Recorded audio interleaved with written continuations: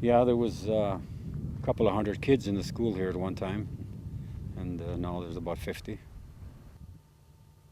I guess kids were heading for the big cities, and they didn't like the farm life, and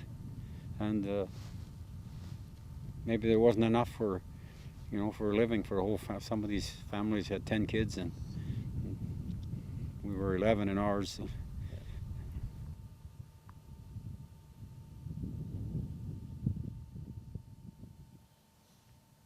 My dad came here in 1926 to run this elevator, so it has a sentimental value for me. It's been there for a long time, and I got lots of memories from coming here to get a haircut, and when I was a little guy and stuff like that. My dad used to fix shoes and give us haircuts and all these kind of things. So it's important to me, you know.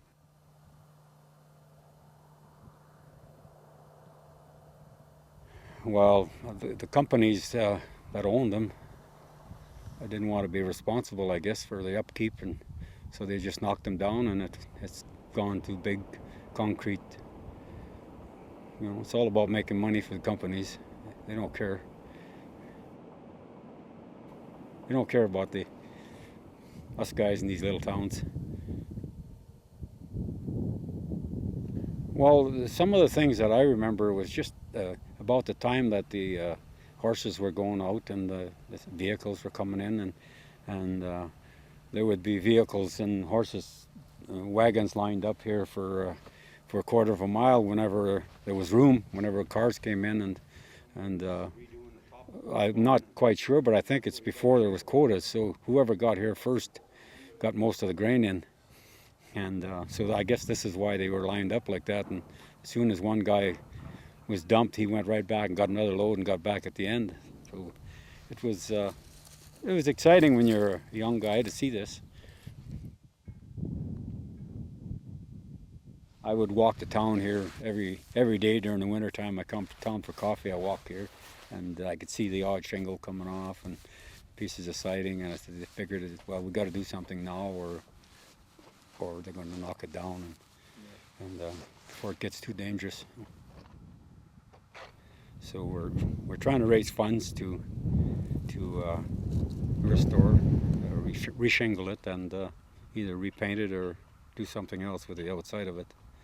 It's important to me, and it's a great building. It's sitting at a good location, and I think it'll help save our little prairie town, which is pretty important, I think, there's not many left.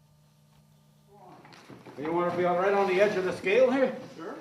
And then leave a space? Well, we've just finished raising approximately $20,000, and now we're going to try and get grants from the government, heritage grants, cultural grants.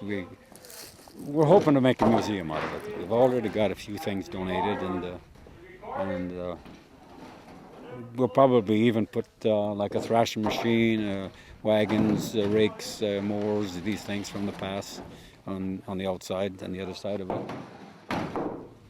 I think we owe them this to show where we come from and who brought us here and how we got here and all these kind of things.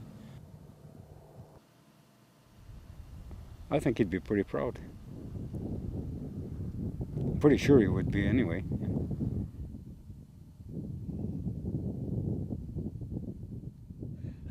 Yeah, I think he would be.